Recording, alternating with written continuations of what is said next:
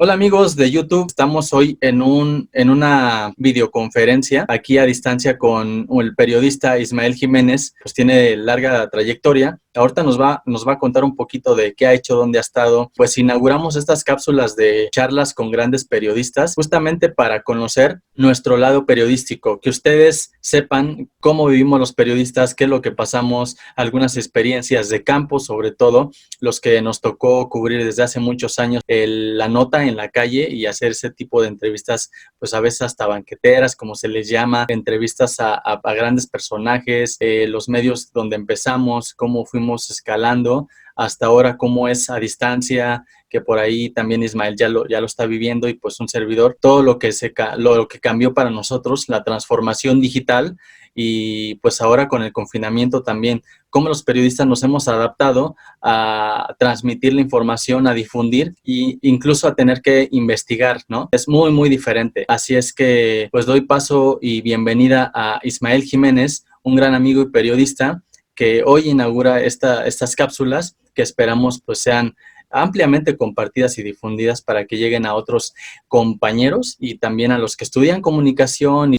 Pues Ismael, bienvenido aquí al canal de Mariano Emprendopero y tratar de platicar contigo, que nos digas quién eres, ahorita qué estás haciendo y pues ya, vamos a ir charlando de manera amena para que los usuarios no se aburran y se rían un poquito por ahí de nuestras experiencias y vivencias. ¿Cómo estás, Ismael? Mario, muchas gracias por tu espacio. Muy buenos días a toda tu audiencia. Me gusta la idea y el formato de hacerlo lo más ameno posible, romper un poquito esta parte de la seriedad que de pronto los periodistas le dan a su trabajo. Es importante siempre encontrar que hay momentos agradables y evidentemente también momentos complicados, pero esa es la vida del periodista. Sí, así es. No somos totalmente, somos seres humanos común y corriente. Ahora sí que no somos de gente seria, cuadrada, somos como cualquier otro profesionista y la de nosotros pues está catalogada como un oficio, ¿no, Ismael? Un oficio y no tanto como una profesión. Estamos en ese rubro de, pues como los zapateros, los ojalateros, pues ahí está el periodista que también está al pie del cañón con su labor, ¿no? Así es, Mario, y es un buen punto el que tomas hoy porque de un tiempo hacia acá se había ido quitando esa etiqueta de que el periodismo es un oficio. Yo creo que sigue siendo un oficio. Hoy más que nunca con el tema de los medios digitales se está convirtiendo nuevamente en un oficio porque vemos mucha gente que no está preparada en tema de medios de comunicación y que se está lanzando a hacer sus propios canales de YouTube o a hacer sus propias páginas web o a generar sus propios contenidos desde la visión que ellos lo miran, y esto está generando muchos comunicadores de oficio, como antes, mucho tiempo antes. En mi caso particular, efectivamente, yo soy un periodista de oficio. ¿Por qué? Porque mi profesión en realidad es ser economista. Soy un economista, soy un periodista de negocios que inició hace ya más de 28 años. Comencé trabajando en la revista Expansión, hay que decirlo, comencé desde abajo, porque entré a la revista Expansión al área de investigación en donde se realizaba desde hace mucho tiempo el listado de las 500 empresas más importantes de México. Ahí está la relación entre por qué llego al periodismo y dada mi formación de economista, se requiere gente que tenga entendimiento de los números, de las finanzas, para poder elaborar ese importantísimo informe que hoy tiene muchísimos años ya en México. Es uno de los rankings más reconocidos a nivel nacional y casi te puedo decir a nivel Latinoamérica, que son las 500 empresas más importantes de México. Hace 28 años, pues ya es casi 3 décadas, Ismael. Yo llevo, creo, la mitad que tú, así es que me llevas amplio camino y yo ni sabía que Expansión estaba desde hace 30 años, o sea, imagínate, porque yo pasé por ahí en Expansión hace algunos, no sé, que serán 5 o 6 años, que anduve por ahí, un periodo muy corto. Cuéntanos aquí al auditorio, ¿qué profesión tienes? Me mencionas que justamente el tema de economista, pero yo no sé si estudiaste periodismo, comunicación u otra carrera, porque hay muchos periodistas que no son periodistas en el sentido de la profesión como tal de la educación, la universidad, sino que se hacen con el camino, ¿no? ¿De dónde egresaste? Si tienes alguna especialidad, lo que has ido aprendiendo también a través de estos años, mi querido Ismael. Pues mira, efectivamente soy economista de formación. estudié en la UAM Xochimilco. Yo comencé a trabajar en la revista Expansión por allá de 1989, si no mal recuerdo. La revista Expansión, rápido te digo, no tengo la fecha exacta, pero se debió de haber creado en México por ahí de 1984, en los contextos en donde México estaba entrando al GATT, estaba dando sus primeros pasos hacia el comercio exterior. Así que para cuando yo llego ya tiene como 5 o 6 años, tal vez 8 años la revista, ya tenía cierta trayectoria, pero era poco conocido porque en aquel entonces, y aquí viene un dato súper interesante para toda la audiencia, y esto lo comento cada vez que tengo oportunidad. En aquel entonces, cuando México venía saliendo de una terrible crisis económica a partir de 1982 y todo el sexenio de Miguel de la Madrid, que se le llama la década perdida, la de los 80, década perdida en sentido económico, no había periodismo especializado de negocios. Los periódicos sacaban su sección de economía o de negocios, reportaban algo ahí del tema bursátil, pero no había analistas, no había especialización, no había espacios en donde un economista pudiera dar información para que la gente entendiera qué era lo que estaba pasando en aquel entonces, por qué tan abrupta la caída de la economía, por qué tan abrupta la caída de los precios del petróleo que nadie sabíamos. Entendíamos que había una guerra entre Irak e Irán y eso había tirado los precios del petróleo. Intuíamos que los Estados Unidos tenían que ver con esa imposición de precios baratos al petróleo, lo cual afectó terriblemente las finanzas. Y entonces yo casi te puedo decir que soy de las primeras generaciones de economistas, junto con todos los que ya tienen una trayectoria como la mía, muy reconocidos, nombres muy reconocidos en el periodismo de negocios. Fuimos de los pioneros. Yo tuve la oportunidad y la gracia de ser pionero en una revista como Expansión, que después se convertiría en el gran referente de los negocios en México. Ya lo era, pero era poco conocida, como te comento, pero me tocó toda esa transición en donde hay una necesidad de que la información económica y financiera pudiera llegar a toda la gente de manera entendible. Eran grandes retos porque tu pensamiento economista es, vamos a decirlo, bastante cuadrado a veces, muy técnico, igual que cualquier o muchas de las profesiones científicas, y esto hace a veces, para muchos, nos complicaba mucho poder escribir, como tú lo mencionabas hace un momento, porque nuestras escrituras eran muy técnicas y no toda la gente lo lograba entender. Hoy ya el periodismo de negocios ha cambiado, se ha ido más hacia la parte del emprendimiento, a la parte de tecnología, pero la parte financiera, si tú observas y te metes la audiencia, si se mete a una página financiera especializada, van a darse cuenta que quienes escriben demasiado técnico y a veces no tienen toda el conocimiento para entender a qué se refieren cuando sacan términos, por decir algo, de volatilidad, o cuando sacan términos de default en los mercados, o cuando sacan términos en los que dicen que hay recompra de acciones por parte de los mismos accionistas. Todos esos temas técnicos, yo tuve la oportunidad de ir haciendo, lo voy a decir de esta manera, de ir haciendo una evangelización en el lector mexicano, en los distintos medios en los que he trabajado, para que poco a poco se vaya adentrando en el tema de la economía, que es súper importante, en el tema de las finanzas y en el tema de los negocios. Después de Expansión, yo estuve trabajando para América Economía, haciendo también el listado de las 500 empresas más importantes de América Latina.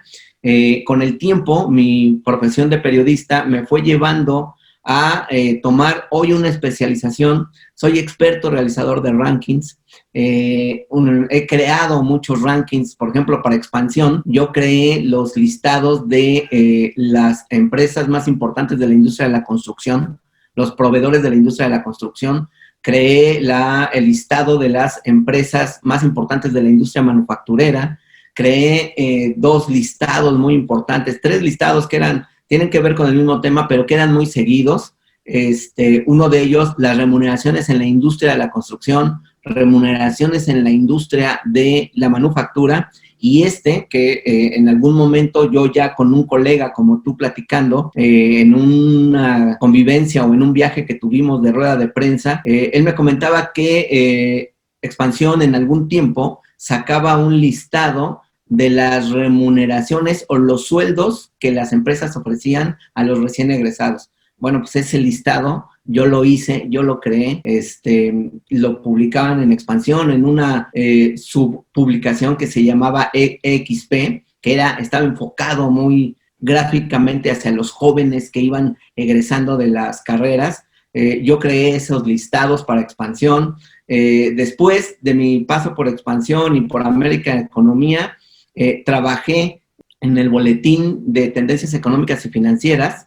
Ese boletín, para quienes no lo saben, fue la creación o fue la primera piedra que dio forma a lo que hoy es Grupo Expansión. Pero en ese momento, cuando yo entré a trabajar ahí, Expansión había decidido vender esa publicación, la había hecho independiente y a mí me llamaron a trabajar ahí. Yo trabajé ahí como editor de la parte de finanzas. Yo le daba seguimiento a la Bolsa Mexicana de Valores, daba los reportes semanales, hacía yo los listados trimestrales de los resultados de las empresas. En fin, mi especialización hoy son los rankings. Y así me llevó hasta tener hoy el ranking de las empresas verdes que creé para la revista Poder y Negocios hace 11 años. Va a ser la edición número 11 en el mes de octubre. Esto hace 11 años comenzó en la revista Poder y Negocios.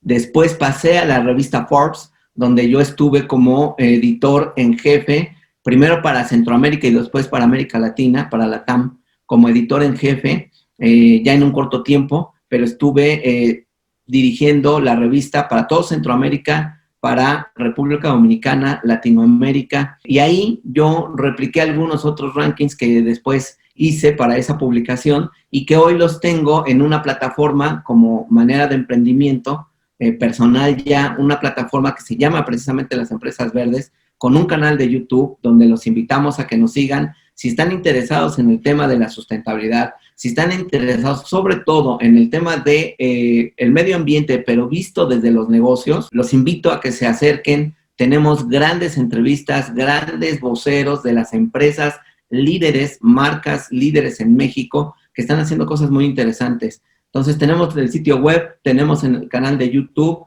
y hasta ahí, Mario, es en donde vamos en este momento. Muy bien, Ismael, pues es un largo trayecto en el tema de negocios, finanzas, emprendimiento, ahora con este listado de empresas verdes. Como dices y nos platicas, te has especializado en hacer listados, en hacer rankings, que pues justamente son muy consultados también, ¿no? Digo, eres pionero en hacer este tipo de listados. ¿Qué tanto fue para ti este cambio en estos diferentes medios? Por ejemplo, ¿cuáles fueron en estos medios que estuviste tus mejores experiencias?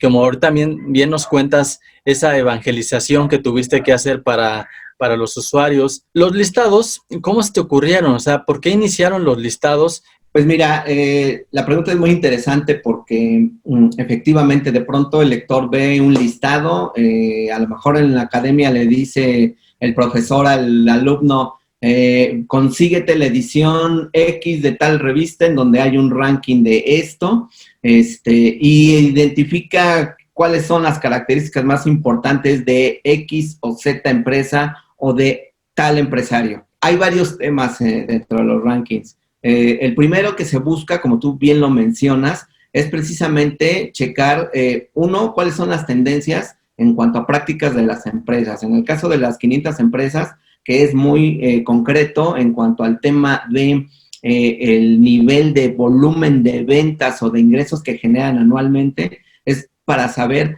quiénes crecen más de un año a otro, quiénes crecieron menos, hasta cuánto alcanzan sus volúmenes de ventas, y esto a la audiencia o a la parte económica pues le da una idea de más o menos de cómo se está moviendo o cuál es el dinamismo de la economía por sectores, por empresas, por estrategias, porque después te vas metiendo, ves el número, pero después hay que ir viendo la estrategia de cómo llegaron a ese número, qué fue lo que los impulsó, cómo lo lograron, qué tuvieron que hacer, vendieron alguna filial, compraron alguna filial, vendieron una parte del negocio, admitieron inversionistas, etcétera. Esta es una parte.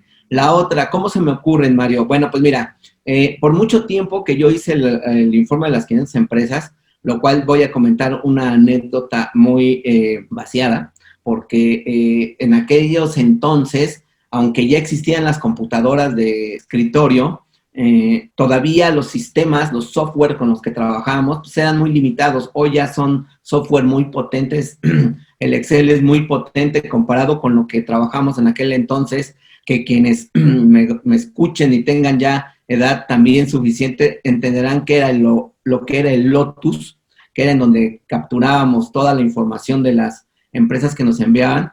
El proceso era Mario. Comenzábamos a capturar las 500 empresas, que no teníamos que tener ningún error, ¿no? Porque es información sensible. Y después de la captura, mandábamos a imprimir toda la base, con toda la información, todos los números de los balances y estados financieros de las empresas que habíamos metido a mano. Los imprimíamos en unas sábanas, igual quienes tengan idea de lo que estoy hablando, se imprimían unas sábanas como de unos 60 centímetros de largo por unos 50 centímetros, quizás 40 centímetros de ancho, en donde se vaciaba toda la información, y entonces comenzábamos, una semana se dedicaba exclusivamente a revisar número por número de cada empresa. Una semana completa, desde que llegábamos a la oficina a las 9:30 de la mañana hasta las 7:30 de la noche, sin despegarte. A veces no salíamos a comer, comíamos ahí porque pues el tiempo apremiaba. Entonces, lo curioso ahí es que con mis compañeros con los que revisábamos dato por dato, era tan tedioso el trabajo que terminamos cantando los números, literal. Les íbamos poniendo un nombre o hacíamos alusiones a cada número, ¿no? Por ejemplo, voy a poner un ejemplo muy sencillo.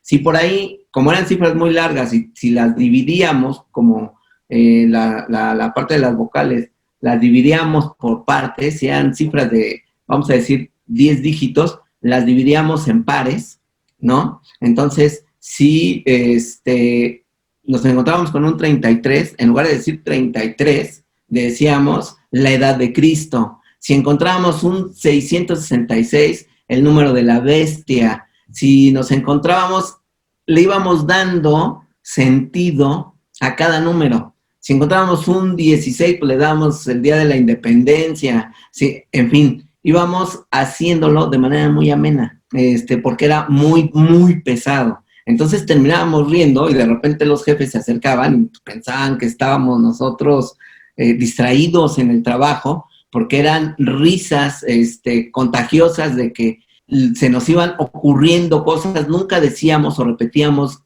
la misma referencia para un número, íbamos haciendo,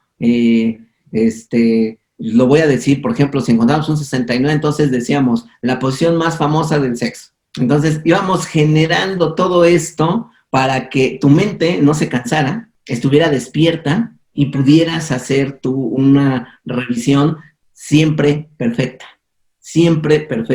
porque nunca encontraron un error, nunca hubo un error, nunca hubo un reclamo, y eso pues evidentemente los jefes te lo agradecían, ¿no? Después de que entendían por qué la dinámica. Bueno, dada esa tediosidad con la que trabajábamos, voy a regresar ahora sí ya al origen de tu pregunta, lo que me llevó a mí a pensar en crear nuevos rankings fue en ver precisamente que después de un rato, para mí, a mí en lo particular, el listado de las 500 empresas ya no me dice nada. Y no porque no haya información importante, pues por supuesto que la hay, pero a mí ya no me dice nada. Entonces siempre soy una persona muy inquieta, procuro ser muy creativo, y lo que se me ocurrió fue comenzar a estudiar los números para comenzar a sacar temas transversales. Sabía yo que dentro del informe de 500 empresas había información más allá de solo los números, y entonces me dediqué a crear todos estos rankings que te acabo de mencionar y comencé a generar cosas nuevas. Hoy con el tema de la sustentabilidad estoy creando 3 rankings nuevos. Creé 3 rankings nuevos que ya están en circulación y que han tenido muy buena aceptación porque ya traen las metodologías, ya tienen toda la experiencia, pero además ya tienen el enfoque muy particular de hacia dónde se quieren dirigir y qué es lo que quieren decir. ¿Qué es lo que se busca? Hacer comparaciones, marcar tendencias, que la gente y los lectores observen hacia dónde se están dando las prácticas en temas determinados por parte de las empresas, ya sea en la política de sueldos, ya sea en la política de contrataciones, ya sea en la política de innovación, ya sea la política de ventas al exterior, en fin, y en esta parte de prácticas sustentables, cuál es la tendencia, cómo lo están haciendo, quién lo está haciendo mejor. Y aquí viene lo interesante, cuando tú encuentras el dato importante dentro de los rankings, generas competencia entre las empresas. Y esto es bien interesante porque las empresas, cuando encuentran un ranking interesante, comienzan a competir entre ellas para poder estar en la mejor posición dentro de ese listado. Y eso lo he conseguido con todos los rankings que he hecho, incluidos los que estoy haciendo hoy, y eso la verdad es un gran logro. No es sencillo, no está fácil, porque los rankings no es solamente dar información de números y poner un orden, sino tienen que comunicar. Yo siempre he dicho que los números, más allá de solamente darte una referencia de lo que pasa en un sector, te tienen que decir algo. Y bueno, los rankings, al menos los que yo he procurado realizar y desarrollar, buscan comunicar más allá de los números. Es decir, a ti te tiene que quedar claro, en una formación de información de una tabla, te tiene que quedar claro en el tema, vamos a decir, de manufactura, en dónde está invirtiendo, cómo está invirtiendo, quiénes son sus clientes y cuáles son sus principales mercados. Si yo consigo esos 4 puntos en un ranking, el listado por sí solito va a ser un éxito. Como bien mencionas, no es trabajo fácil. Todo un buen trabajo lleva su proceso y es arduo, ¿no? Lleva su tiempo. ¿Cuánto tiempo te llevas en realizar un ranking, mi querido Ismael? Pues dependiendo el tema, pero pueden llevarte de 3 a 6 meses hacer uno. ¿Uno de cuántos? O sea, ese listado de cuántos números, por ejemplo. ¿Tú te dedicas a hacer todas las entrevistas o tienes un equipo que te ayuda supongo que son entrevistas con esos directivos o cómo lo realizan? Digo, no pasas toda tu receta, ya lo sé, pero pues más o menos para que el auditorio sepa o los comunicadores sepan que pues, es una talacha, ¿no?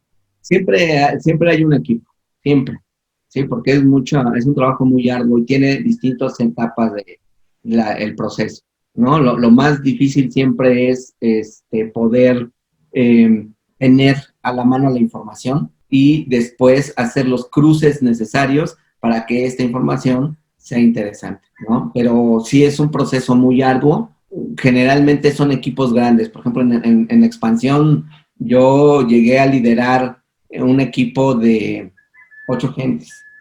Hoy los equipos quizás puedan ser más cortos, dependiendo otra vez de lo que estés haciendo y cómo lo vayas a hacer, pero no son trabajos que puedas hacer de manera sola o unitaria. Tienes que tener un equipo porque hay un proceso largo de recopilación de información, hay un proceso largo de análisis de la información y hay un proceso largo también para poder sentar las bases de qué es lo que vas a comunicar con esa información.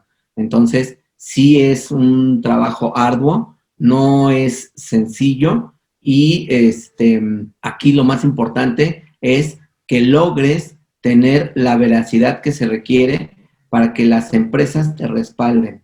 Si no tienes esa veracidad, las empresas no te respaldan y respaldarte es poder tener apertura para que tú los puedas entrevistar y te puedan proporcionar información, porque mucha de la información que se llega a manejar es información muy sensible. Hay muchos datos detrás del ranking. Cuando alguien ve un listado, ve solamente el resumen de una sábana enorme de información que ya con el tiempo y yo como periodista ya experto en el tema, lo que hago es resumirla para que no sea tan grande, acordándome de los listados tan pesados que son las 500, pero que cuando tú lo leas, como te decía, por muy poco que entiendas de números, sepas de qué te estoy hablando y esa es la intención.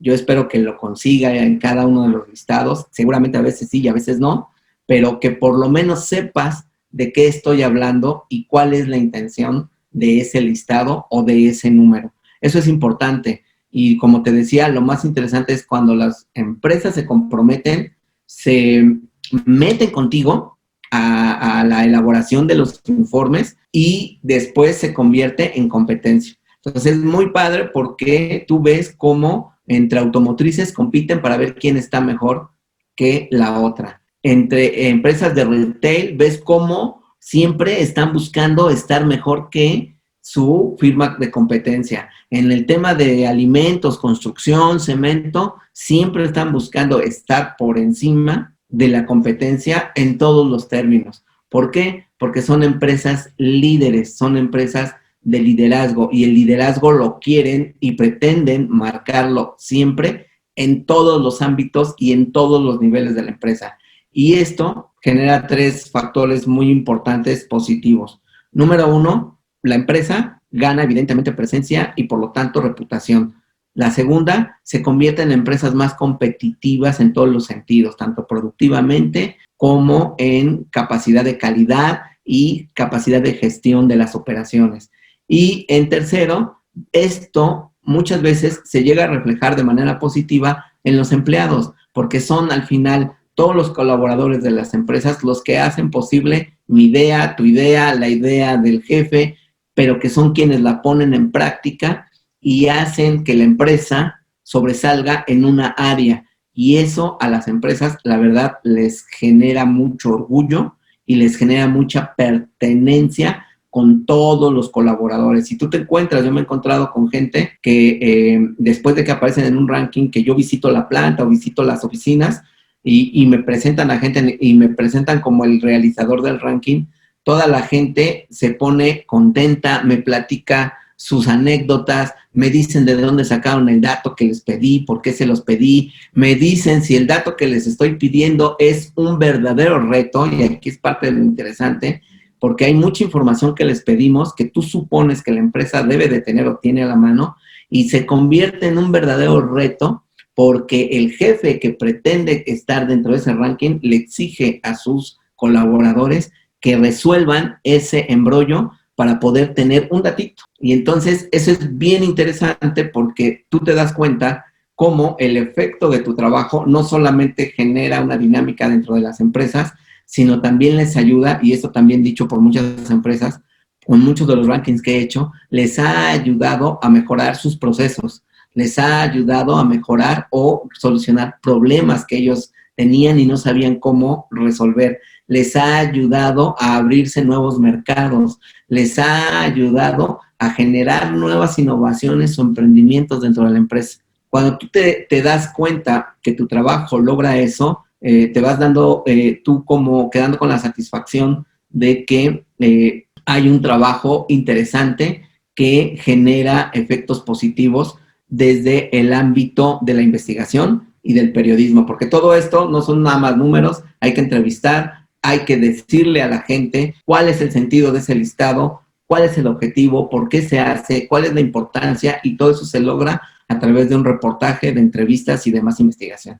Es muy interesante tu labor, mi querido Ismael. Yo no sabía que se hacía tantísimo, por ejemplo, esto de ir a la empresa, o si te paras ahí, que te den estos datitos, pues como lo dices, ya te implica o te envuelve en su entorno empresarial, ¿no? Es como volverte casi parte de una empresa, de otra y de otra, y la satisfacción que tienes de que ese dato lo tuvieron que, a lo mejor si no lo tenían, sacar, porque digo, a lo mejor incluso quizás hasta también implementar para que puedan estar en ese ranking y justamente ir compitiendo, ¿no?, con las demás empresas, que al final de cuentas es lo que toda empresa hace o hacemos, ¿no? Desde cada una de nuestras trincheras. En mi ejemplo, en mi caso, por ejemplo, en la cuestión del canal, o tú también con tu canal de YouTube y con tu ranking, ponerlo por encima de otros, pero tú como traes la experiencia, pues le vas compitiendo contra las demás, ¿no? En haciéndolo cada vez mejor. Y supongo que estas empresas pues también hacen lo mismo en estar ahí contigo. Ahorita me platicabas que son 3 rankings los que estás impulsando. ¿Cuáles son, mi querido Ismael? O sea, yo sé que están ahí en la página, ahorita nos compartes redes sociales, pero ¿cuál es cada uno de los que te estás enfocando? En este año vamos a publicar en realidad 9 rankings. Todo comenzó de 2 rankings principales, el de empresas verdes y el de fundaciones. Ya para este año, como nuevas ediciones, salió un listado de las mujeres más comprometidas con el medio ambiente, salió un ranking de las empresas más incluyentes, que fue un exitazo. salió un ranking de empresas, los avances de las empresas en los ODS, los Objetivos de Desarrollo Sostenible 2030, la Agenda del Pacto Mundial 2030. Para quienes no lo conocen, vale la pena que se echen un clavado al Google, pongan Agenda 2030, conozcan qué es esta Agenda 2030, que de manera resumida lo voy a decir, no es otra cosa más que la estrategia para crecer de manera sostenida e inclusiva de aquí al 2030. ¿Qué significa eso? Que tiene que haber respeto por el medio ambiente, tiene que haber inclusión no solamente en el tema de género, es decir, hombre y mujer, sino inclusivo en todos los sentidos de la sociedad, que abarca desde comunidades locales, vamos a decirlo así, sin que suene peyorativo, desde comunidades apartadas, rurales o indígenas, hasta inclusión de toda la diversidad que existe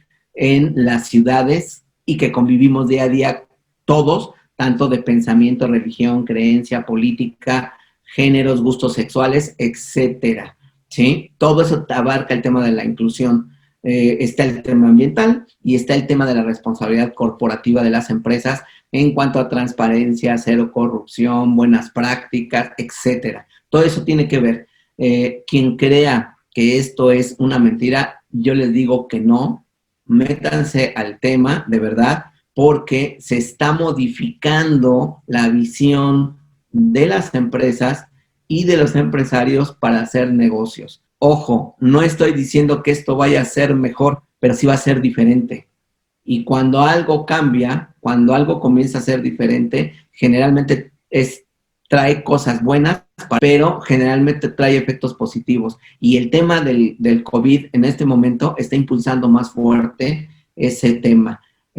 Otro tema que traemos, que estamos preparando en este momento, es sobre los hoteles más sustentables. No es un ranking propiamente, es un primer informe con un listado de hoteles sustentables. Mucha gente supone que hay mucha sustentabilidad en los hoteles, se van a llevar una sorpresa. Toda la gente asume que los hoteles sustentables solo son aquellos que están en las partes rurales o en las reservas ecológicas o que conviven con las cascadas, la naturaleza y los clavados. No necesariamente es eso, porque tienen que abarcar estos temas que acabo yo de mencionar, y la sustentabilidad debe de verse tanto en los lugares de recreación natural como en las mismas urbes. Así que hay un tema interesante ahí al que hay que comenzar a dar seguimiento. Después ya para octubre, viene empresas verdes, nuevamente, fundaciones, y vamos a cerrar con una sorpresa. Es un listado que vamos a hacer por primera vez, que tiene que ver con los líderes de la sustentabilidad en México, que son empresarios, activistas, de todo, que vamos a tener un primer listado, les vamos a poner rostro, porque estos actores que van a ver en esta edición van a ser voceros importantes del desarrollo sostenible en los siguientes 4 y 5 años. Ustedes lo van a ver poco a poco. Entonces, son todos los informes que traemos ahorita, Mario, y que el siguiente año los vamos a replicar. Ya para el siguiente año vienen 1 o 2 informes nuevos más. No los voy a decir porque son secretos de Estado. Entonces, son temas con la parte de la sustentabilidad, pero que tienen un enfoque de negocios. Todo esto yo lo estoy haciendo desde el enfoque de negocios de las grandes empresas. ¿Por qué desde las grandes empresas? Porque hay 2 temas importantes aquí. Número 1, si queremos transitar, seguramente mucha gente de la audiencia lo ha escuchado, si queremos transitar hacia una economía verde, bueno, pues lo que hay que transformar son los procesos económicos y hay que transformar el pensamiento y la manera en que se hacen negocios. Es decir, hay que transformar la economía y esa economía se tiene que ir adaptando a los nuevos requerimientos que tienen que ver con todo el tema de desarrollo sostenible. ¿Y por qué con las empresas grandes? Porque las empresas grandes son líderes que marcan tendencia y arrastran junto con ellos a las compañías proveedoras, que son las medianas empresas, y junto con las medianas empresas se jala a las microempresas que vienen con mucho tema de emprendimiento, con mucho tema de innovación y con mucho tema de ideas nuevas para generar nuevos mercados de desarrollo económico. Va a haber mucho desarrollo en las economías de escala, pero tenemos que estar muy atentos en dónde y en qué y cómo. Pero eso va a suceder, Mario, y todo tiene que ver con emprendimiento y tiene que ver con innovación. Claro, y tu propuesta de los rankings son totalmente innovadores, porque yo consulto por ahí algunos, ya cuando te volví a contactar hace poquito tiempo, pues me llevo la sorpresa, ¿no? Que no estás en Forbes, porque es donde la última vez donde coincidimos, donde me diste oportunidad de estar, ¿no? Por ahí con algunas colaboraciones para Centroamérica. Dime, ¿cuál es la diferencia, regresando un poquito a Forbes, entre la sección de Latam y de Centroamérica? Porque, bueno, parecería que es lo mismo, pero Latinoamérica me imagino que abarca, no sé, varios países más al sur, y Centroamérica se enfoca realmente nada más a ciertos países, porque pues dirías, podría hacerse en uno solo, pero ¿por qué dividieron dos? Digamos, es un tema de derechos, básicamente, Okay. y se pidió que fuera de esa manera, de manera regionalizada. México es un gran referente para toda América Latina, salvo Brasil, que se cuecen aparte, pero de ahí en fuera todos los países latinoamericanos, incluido Argentina, aunque muchos argentinos lo nieguen y otros no lo crean, Sí. México es una referencia para ellos en el tema de economía y negocios. Luego entonces, Centroamérica abarca los países de Centroamérica y el Caribe, y Latinoamérica los países principalmente los países que están creciendo más en este momento en Latinoamérica, que son 3 y todo el mundo los debe de conocer, que son Chile, Colombia y Perú. Ok, Ismael, pues entonces ya lo dejas aclarado, más por el tema de derechos, ¿no? Yo que, igual que tú, que estuvimos en varios medios, ya ahorita no estoy en ninguno de manera fija, pero tengo algunas colaboraciones como tú igual. ¿Puedes compartirnos en qué medio te has sentido más a gusto? Si has terminado mal con alguno. Por ejemplo, yo no he terminado mal con ninguno, pero sí, pues me he decepcionado de unos. He dicho, pagas una madre, perdón por la palabra, pero no voy a estar explotándome por esta miseria de sueldo que nos dan. Y yo tengo compañeros que yo, cuando me salí, no sé, hace unos 6 años de los medios, quizá de manera fija y como empleado con la quincena, eh, siguen en el mismo medio, cubriendo la misma fuente, donde llevan 20, 30 años, y dije, a la madre, yo no quiero seguir en lo mismo toda la vida, ¿no? Y más cuando te toca un tema, por ejemplo, de emprendimiento, un tema de emprendimiento que te toca fibras muy sensibles, que dices, güey, en mi caso me pasó, yo no quiero estar pasando toda la vida para un director de un medio, un dueño de un medio, ¿no? Quizá crear el mismo, el de uno, y poder de ahí generar lo que tú bien mencionaste ahorita, un cambio, una transformación. Pues mira, yo te voy a decir, en todos los medios que he estado, yo he estado a gusto, pero evidentemente de todos he salido bien, no he tenido problemas. Evidentemente te vas en una condición a lo mejor ya de desgaste, pero tiene que ver con un poco lo que tú mencionabas. Para empezar, el espíritu y la inquietud de cada quien es diferente. Y efectivamente hay muchos compañeros, respetado su decisión, consideran que mantenerse en un solo lugar de trabajo, asegurarlo y asegurar el ingreso por mucho tiempo hasta que el cuerpo aguante, vamos a decirlo literal, el cuerpo tanto del redactores como el tuyo aguante, ahí te estás, y eso es válido. Pero habemos gente que no todo el tiempo creemos que vale la pena estar mucho tiempo en un solo lugar. Evidentemente, al principio de mi carrera, sí permanecí mucho tiempo en expansión, porque era toda la primera fase de formación. Después salí bien, después comencé a trabajar de manera esporádica en América Economía, trabajé yo ahí año y medio y después me dieron las gracias, después trabajé en el periódico El Economista, trabajé ahí un tiempo y también decidí retirarme por algunas cuestiones personales. Después comencé a trabajar con este proyecto que te decía yo de tendencias económicas y financieras, y ahí estuve yo 4 años. Después ahí en ese proceso de expansión nos buscaron, a ese equipo nos buscaron para que les hiciéramos en outsourcing todos sus rankings, y ahí fue donde creé los rankings que te platiqué, ¿no? Yo ya estaba a cargo de esa área, de estar haciendo los rankings para expansión.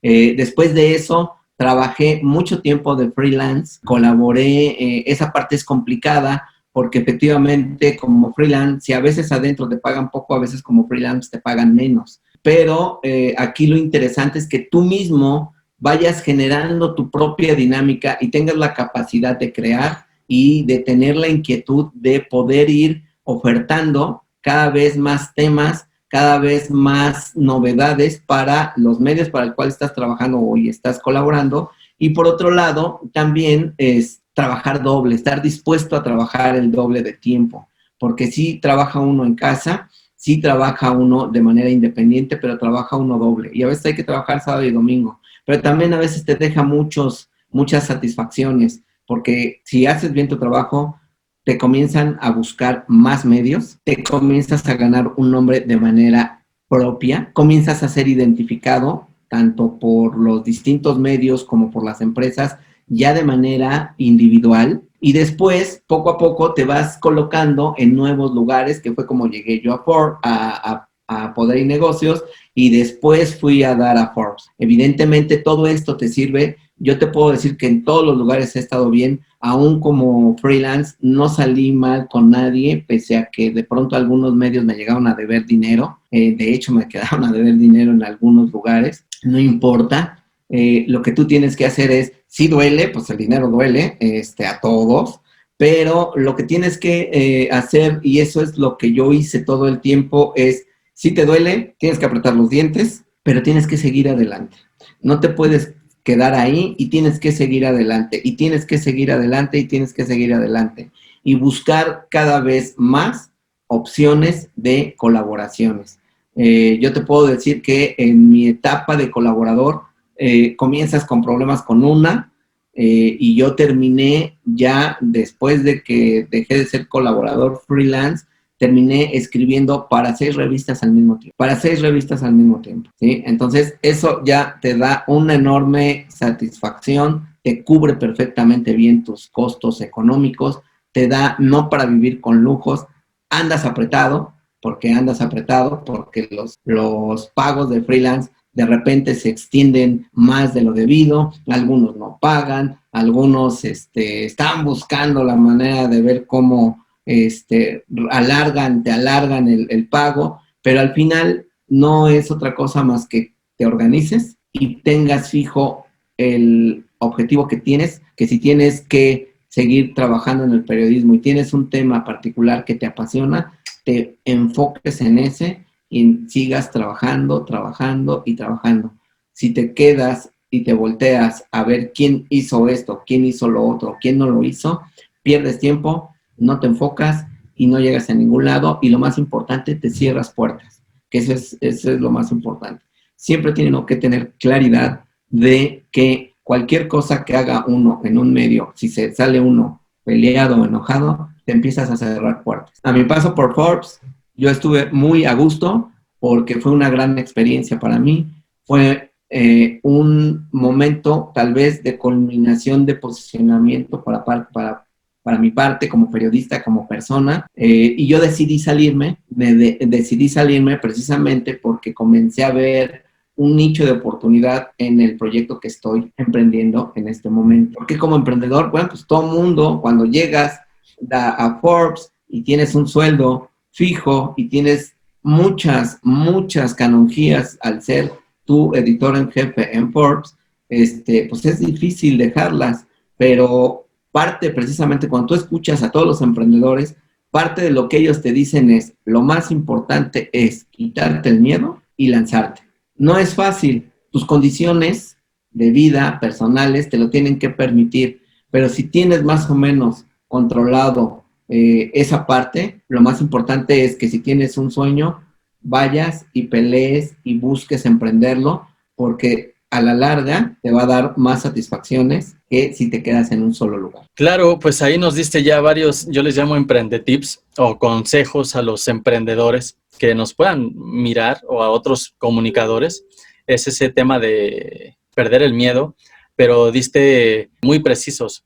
La constancia, el enfocarse, pues el aguantar y sobre todo el ser organizado. Mencionaste esa palabra de tener organización porque pues luego no somos tan organizados. Si no eres organizado a nivel personal, yo creo que tampoco lo vas a hacer organizado a nivel pues laboral, ¿no? Todo lo vas como replicando, ¿no? O sea, como tu persona va replicando el cómo eres, el qué haces, tus acciones y demás. El cuestión de esforzarse al doble, o sea, dedicarle el doble o incluso el triple de tiempo cuando tienes objetivos muy claros, son unas metas muy visualizadas, ¿no? Y ves que la meta está a cierta distancia y tienes que ir avanzando poco a poco hasta llegar a ella, como aguantar un maratón, ¿no? Aunque te estés ahí ya deshidratando y todo, pues órale, toma tantita agüita y para adelante, ¿no? Yo creo que así hemos pasado muchos de los periodistas que hoy pues no estamos de manera fija en un medio, como dijiste, respetable, y yo también respeto y admiro a muchos de los compañeros que justamente siguen ahí al pie del cañón en esos medios y pues es válido, porque antes yo pensaba, o bueno, la juventud te hace pensar como que vas a cambiar el mundo y a transformarlo como rápido, ¿no? Eso al menos yo creo que es un tema que tenemos los jóvenes, o cuando pasamos por esa etapa de que recién emprendemos, decimos, sí, la vamos a armar, nos cerramos un poquito, como ahorita tú mencionas, toda tu experiencia lo queremos vivir en carne propia, sufrir en carne propia, o queremos tener la razón, aunque no la tengamos. Es por eso, por ejemplo, que yo digo en mi canal, o sea, aprender de los demás y de los que tienen más experiencia como tú y que son mentores al final de cuentas, porque ese camino recorrido, en esos tropiezos, pues los podemos evitar nosotros si realmente ponemos atención, pero luego ahí vamos y queremos tropezar con el mismo muro, aunque lo tengamos enfrente, por la cerrazón y el egoísmo, decir, no, yo sí la puedo hacer, ¿no? Bien, me refiero todo esto a que los compañeros es muy válido y respetable porque gracias a ellos nos informamos, ¿no? Muchos de mis compañeros, si no estuvieran ahí, pues yo no tendría de dónde informarme y pues siempre es necesario. La chispa emprendedora, ya vi más o menos de dónde te nació cuando... Mi querido Ismael, ¿cuánto tiempo llevas con Empresas Verdes? Y cuéntanos un poquito, porque por ejemplo ya nos dijiste lo que haces, cómo lo haces, pero cómo lo sustentas, o sea, cómo mantienes Empresas Verdes.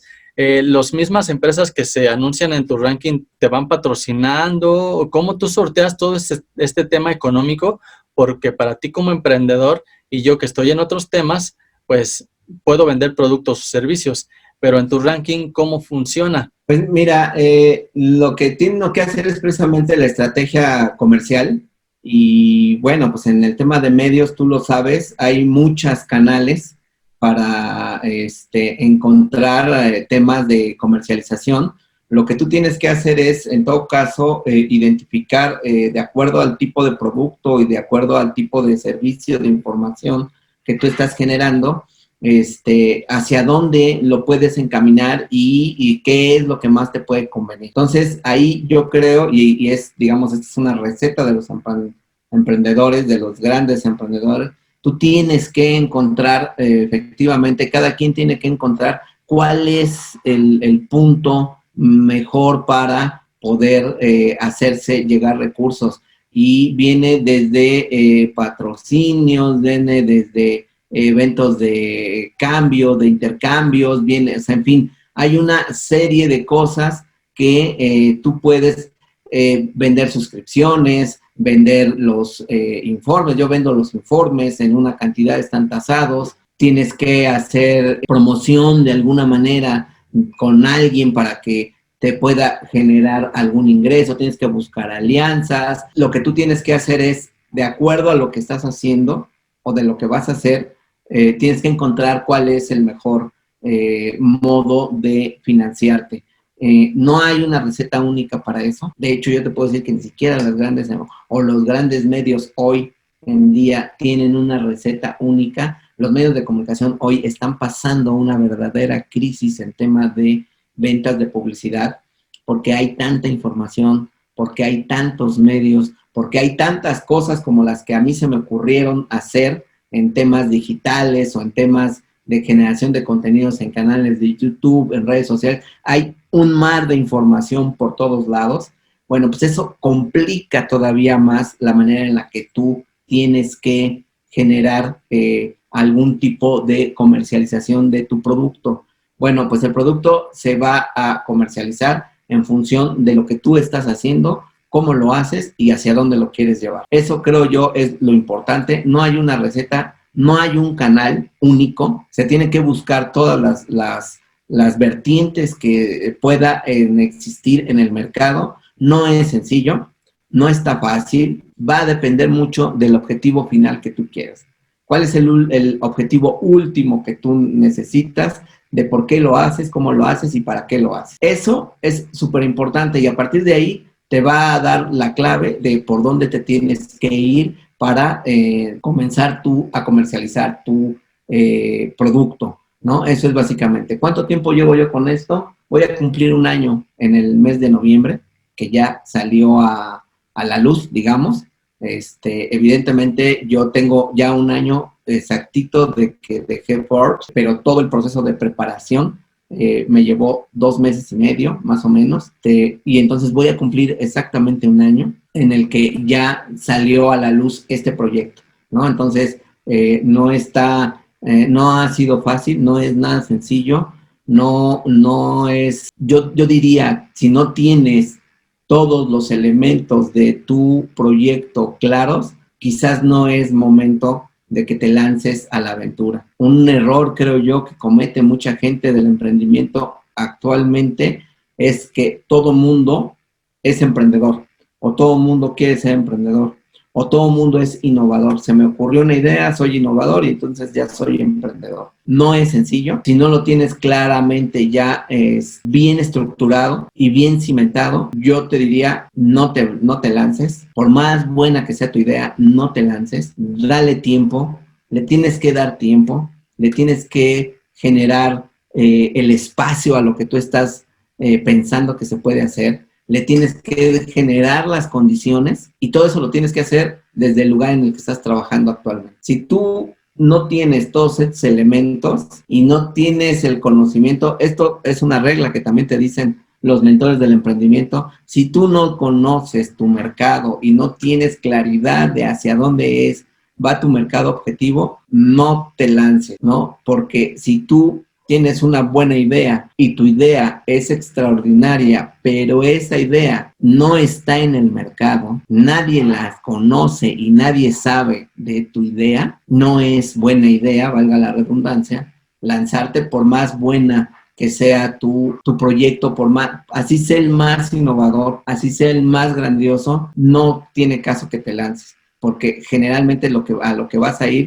es a perder dinero y vas a perder esfuerzo. Entonces, tienes que generar un emprendimiento antes de sacarlo a que salga a la luz, tiene que tener todo un proceso de maduración para saber que sí puede tener una posibilidad de sobrevivencia en el mercado. Si no tienes estos elementos, es muy complicado de que tú te lances. Y eso, pues, hace más difícil la comercialización. Por eso vemos muchos innovadores que dicen, oye, pues es que yo traje la idea de cómo cambiar los respiradores que se necesitan en el COVID en este momento, nada más que lo trajiste hace 5 años. Sí, muy cierto. Yo coincido contigo totalmente, mi querido Ismael, porque yo lo viví en carne propia.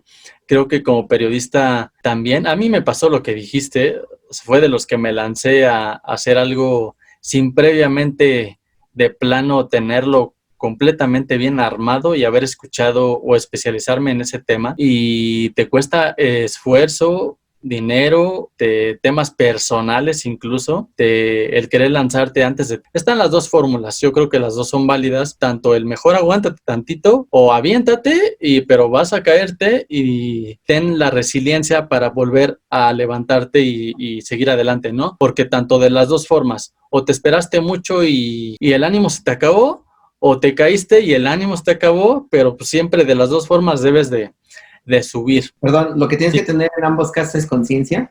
Si te quieres lanzar, porque también es válido como tú lo señalas, yo lo decía en el sentido de, quieres ir un poco más seguro, o sea, te gusta un poco más la seguridad y no eres tan aventurero, pues entonces espera. Sí. Pero si eres más aventurero, lánzate, pero debes de estar súper consciente de que tu trayecto puede ser no muy largo y que ese trayecto además puede ser muy accidentado. Entonces tienes que estar preparado para eso en todo momento y tener, como tú dices, la resiliencia para poder hacer frente a cada una de esas cosas, pero además la capacidad de tener y la madurez emocional para poder darle vuelta al obstáculo y poder seguir adelante. Un obstáculo lo puedes sortear, 2, 3, 4, al quinto a lo mejor te desanimas y te regresas o te paras, pero no te has dado cuenta que en el quinto tú ya avanzaste y puedes avanzar todavía más. Esa parte también es muy válida porque hay algo interesante, Mario, en la parte de emprendimiento que debo de decirlo. Yo soy enemigo de frases hechas, soy enemigo de seguir a los gurús del emprendimiento,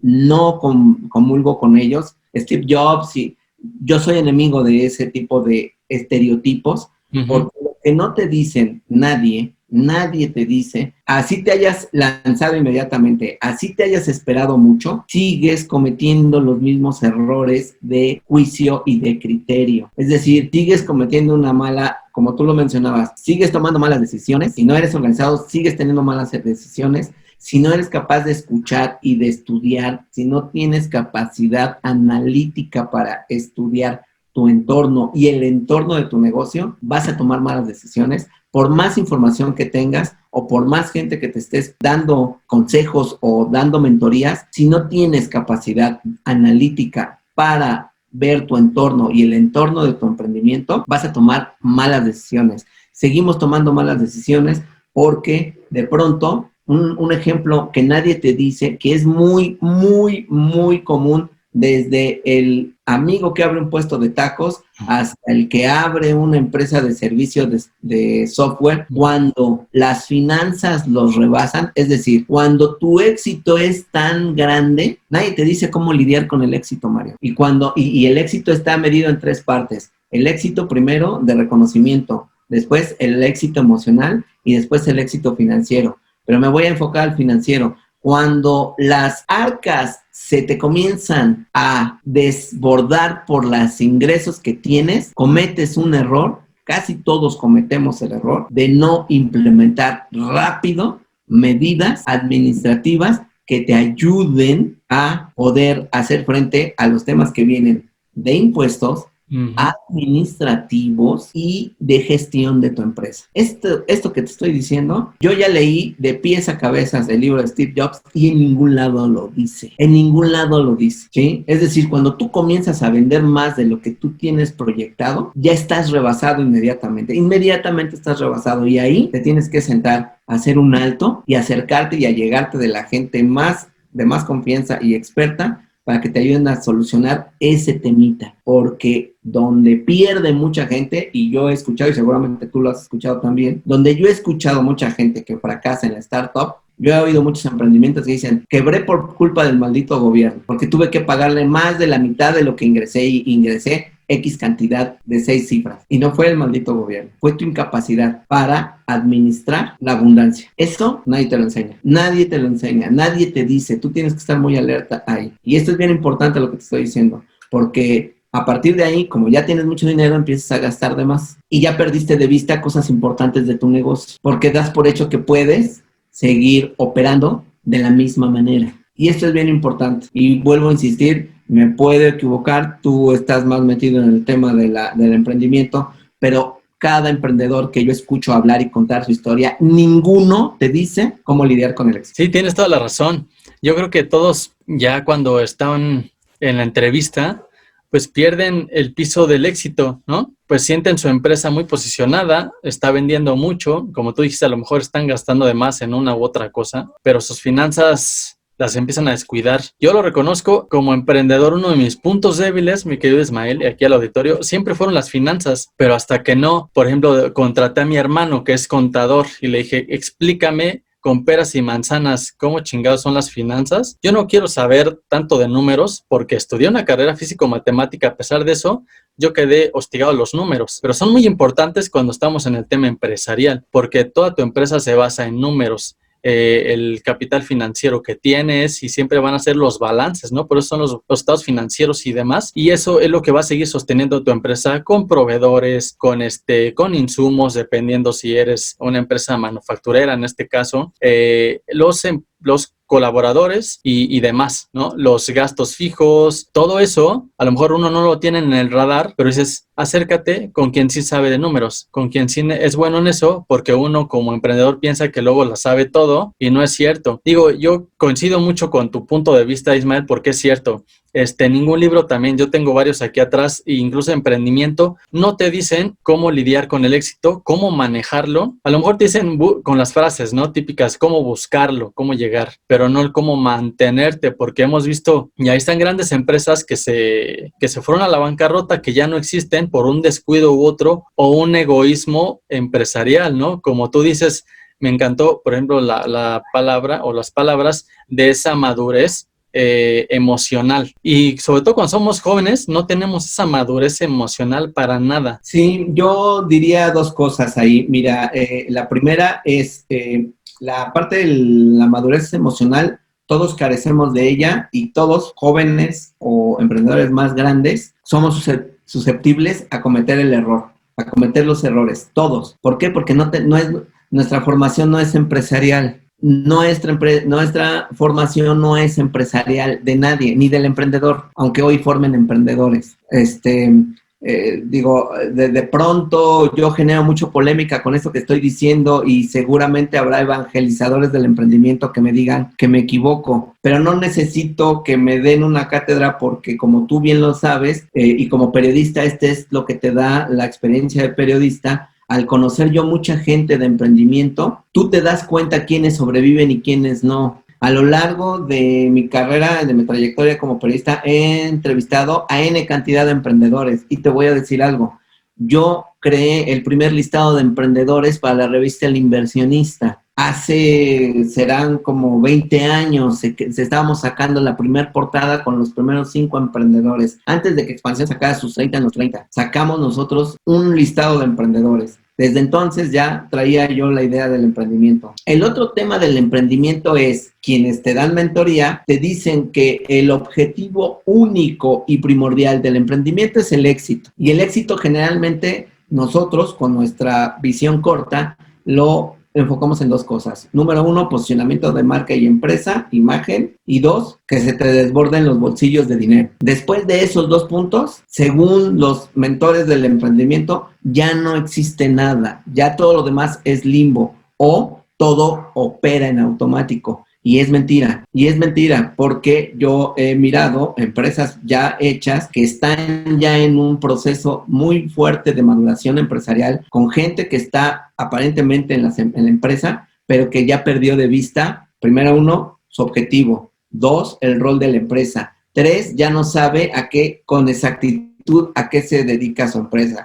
Genera o vende un producto en particular, pero ya no sabe exactamente cuál es el objetivo de la empresa. Porque el objetivo de la empresa está solamente fundamentado en cada día o cada mes aumentar el balance a favor y no en contra. Entonces, el éxito debe de ser un elemento mucho más sopesado en la filosofía emprendedora. Si no tienes capacidad para entender el éxito y a partir de ahí entender qué es el éxito, dónde está el éxito en las finanzas, en el manejo, en tu gestión, en tu capacidad de emprendimiento, en tu creatividad, en tu gestión de equipo, ¿dónde está el éxito? Y a partir de ahí, tú puedes hacer un análisis de dónde estás parado. Si tú eso no lo miras como emprendedor, que ya cuando se te desbordan las finanzas, ya es difícil, como tú lo señalaste, sin un contador, de que las entradas y salidas de dinero se den como por hechas. Se necesita comprar esto y lo pagas porque tienes el dinero. Se necesita vender esto y vas. Y como alguien te va a dar más dinero, vas y le ofreces algo que operativamente no estás en condición de hacer, ¿sí? Y todo esto te lo digo porque yo lo aprendí como emprendedor. No es mi primera etapa de emprendimiento. Yo ya había trabajado con gentes que habíamos tenido emprendimientos.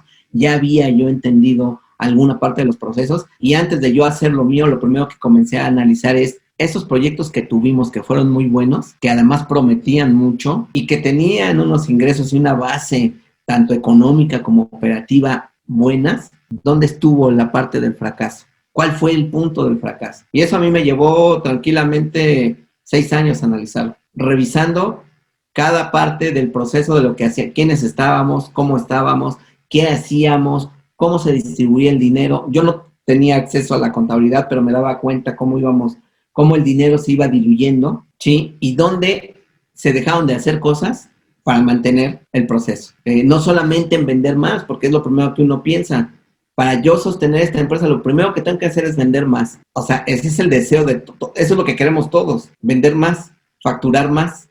Por eso te decía yo que en la parte de cómo financiar tu proyecto, cómo comercializarlo, no hay una fórmula única. Tiene que ver todos esos elementos que te decía, porque tienes que identificar qué es lo que vendes, cómo lo vendes, quién te lo puede vender o cómo lo puedes vender y hasta dónde quieres o pretendes vender. Cualquier mentor te va a decir, no, bueno, pues entre más altas sean las finanzas, mejor. Sí, posiblemente sí, pero no siempre. Muy bien, Ismael, pues ya para cerrar, justamente creo nos prolongamos un poquito del tiempo y siempre pasa cuando justamente es esta charla amena de muchas vertientes que traemos los periodistas, nos podemos seguir creo que por muchas horas y por muchos capítulos porque son tantas temáticas que podemos coincidir y que no podamos coincidir, pero lo interesante es el debatirlas y el llegar a un punto de entendimiento proactivo, ¿no? Activo, o sea, concientizador. Estamos profundizando con estas cápsulas y es lo interesante y que debemos de aportar cada vez, pues, en mi caso me gusta aportar, ¿no? Y no tener como contenido superficial, porque de eso está inundado, atascado y rebasado, yo creo, YouTube y muchas redes. No me dejarás mentir, Ismael. Hay quienes sí se pueden alimentar de esos contenidos, pero en este caso no. Y los periodistas debemos ser muy, muy responsables de qué le ofrecemos al usuario, ¿no?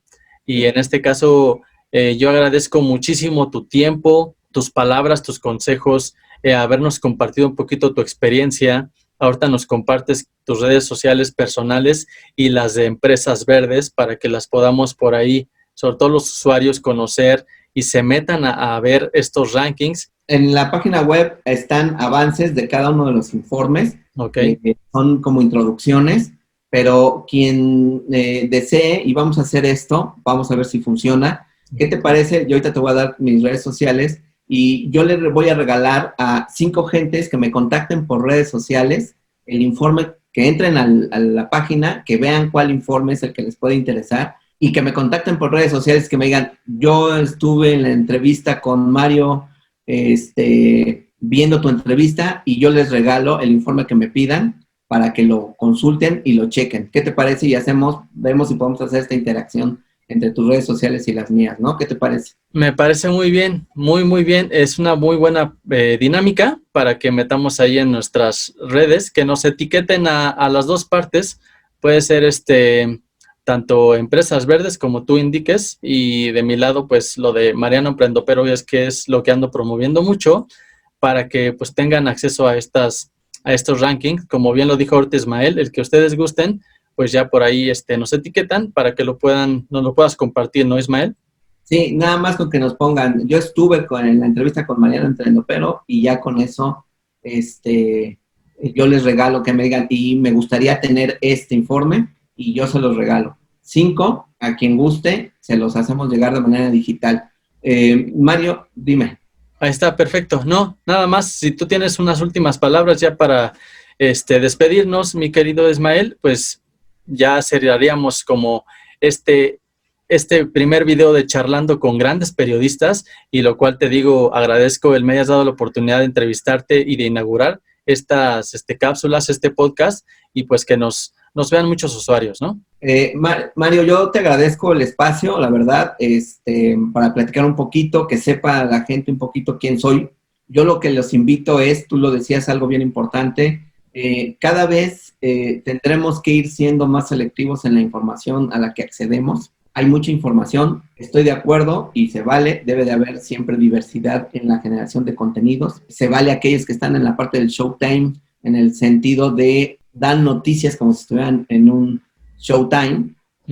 Se vale, no importa, si eso informa, está perfecto, pero quienes quieran adentrarse más y buscar información más específica de temas particulares, las redes, YouTube, todo está inundado de información muy profunda y específica en todos los temas que quieran. analicen bien la información que tienen. Hay que tener cuidado también porque hay mucha gente que desinforma, desafortunadamente, pero yo lo que invito es que este océano y universo que son el Internet, las redes sociales y el YouTube es una oportunidad para aquellos que deseen encontrar información concisa y precisa del tema que les interese y brincarse un poquito la inmediatez tanto de los medios de comunicación actualmente como de las redes sociales. Las redes sociales solamente nos sirven de guía para saber de qué están hablando, pero no son informativas. De verdad, créanlo, las redes sociales no están informando. Eso es lo que yo te diría, Mario. Te agradezco el espacio. Mis redes sociales son en Facebook, nos encuentran como Las Empresas Verdes, en Twitter como Empresas Verdes, @Empresas Verdes, en Instagram como empresas.verdes y en LinkedIn como Las Empresas Verdes. Ahí nos pueden encontrar. La página web es www.lasempresasverdes.com. El canal de YouTube es Las Empresas Verdes con mi nombre, Ismael Jiménez. Y ahí pueden encontrar contenido, sobre todo, como lo dije al principio, con temas muy enfocados a la sustentabilidad mirada desde los negocios. Muy bien, pues ahí tuvieron ya las redes compartidas por el propio Ismael.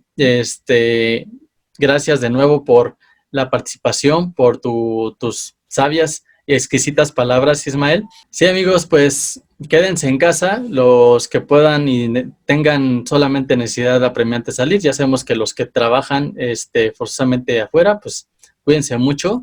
Y pues me despido de ustedes en esta primer cápsula.